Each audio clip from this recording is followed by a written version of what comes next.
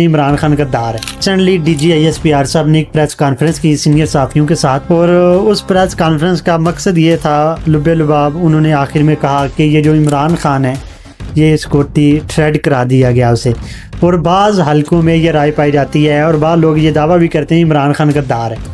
کیا آپ عمران خان کو غدار یا سیکورٹی تھریڈ سمجھتے ہیں؟ دیکھیے، ایک پرانا ترانہ ہے، یہ کوئی نئی بات تو نہیں ہے جی۔ اب کبھی فاطمہ کے بارے میں یہ کہا گیا جی، جو ایوب خان کے مقابلے میں تھی، پھر ایک وقت میں بھٹو کو لایا گیا، پھر اس کے بارے میں کہا گیا۔ جی، تو عوام اس چیز کو تسلیم اس لیے نہیں کرتی ہے کہ اس وقت تو عوام کا ایک میجارٹی کا ایک سوچ ہے، جی، تو آپ اس سوچ کو غدار کہے یا اس سوچ کو بے وفا کہے، جو بھی کہے یہ آپ کی مرضی ہے، لیکن میں سمجھتا ہوں کہ یہ ایک ایسی سازش ہے جو پیپل پارٹی اور مسلم لیگ نے کی، اور اس میں وہ کامیاب ہو گئے کہ وہ یہی چاہتے تھے کہ وہ آرام کے ساتھ صدارت اور وزارت کرے اور پاکستان کی فوج اور اسٹیبلشمنٹ اور ATI آپس میں لڑے۔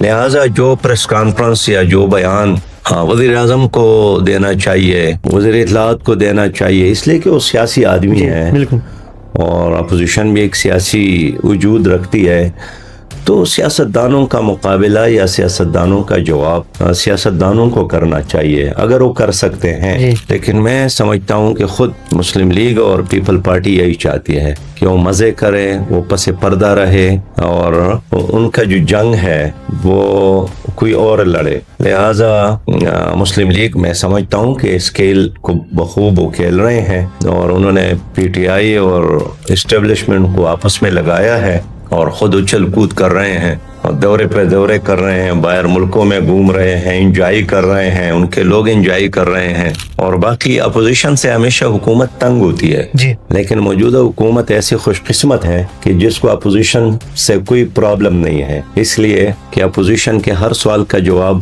دینے کی ذمہ داری اسٹیبلشمنٹ نے خود اٹھائی ہے، لیکن حقیقت میں یہ ان کا کام نہیں ہے۔ آپ خود آئین پاکستان میں ایک آرمی چیف کا جو حلف نامہ ہے اس میں یہ فقرہ موجود ہے کہ میں سیاسی معاملات میں غیر جانبدار رہوں گا، اس لیے کہ وہ سب کا ہوتا ہے۔ تو فوج کی یہ سوچ منفی ہے کہ وہ کسی ایک پارٹی کے ساتھ نتی ہو جائے، وہ پوری قوم کا ہے، وہ سب کا ہے۔ اور میں سوچتا ہوں کہ چلے آج مسلم لیگ کی حکومت ہے تو مسلم لیگ اور فوج ایک پیج پر ہے، کل PTI کی حکومت تھی تو PTI اور فوج ایک پیج پر تھی، اس سے پہلے پیپل پارٹی کی حکومت تھی تو پیپل پارٹی اور فوج ایک پیج پر تھی۔ تو جو بھی حکومت میں آتا ہے اپنے فوج کو ساتھ لے کر چلنا یہ اس کی ایک مجبوری ہے یا ذمہ داری ہے۔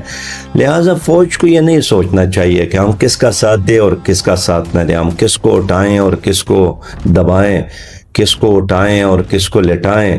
میں سمجھتا ہوں اگر وہ غیر جانبدار رہے سیاست میں، الیکشن میں، تو اس میں ان کی عزت ہے۔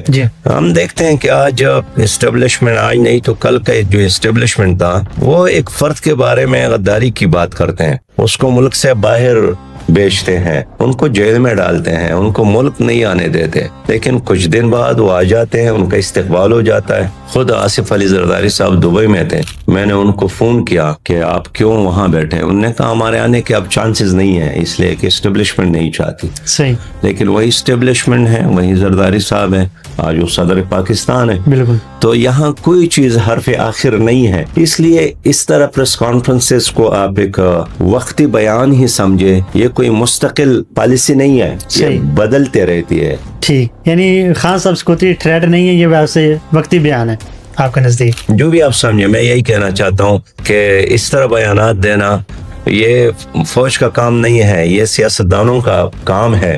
فوج کو انجوائے کرنا چاہیے، انہیں کسی سیاسی لیڈر کا جواب خود زرداری صاحب کیوں نہیں دیتا ہے؟ جناب شہباز شریف کیوں نہیں دیتا ہے؟ نواز شریف کیوں نہیں دیتا ہے؟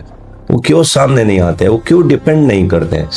تو حکومت کو ڈیپینڈ کرنا یا ان کے پالیسیوں کی تشریح کرنا یا عوام کے سامنے حقائق رکھنا یہ تو ان کی ذمہ داری ہے، لیکن شاید وہ فیس نہیں کر سکتے، اس لیے انہوں نے یہ میدان خود ہی چھوڑا ہے۔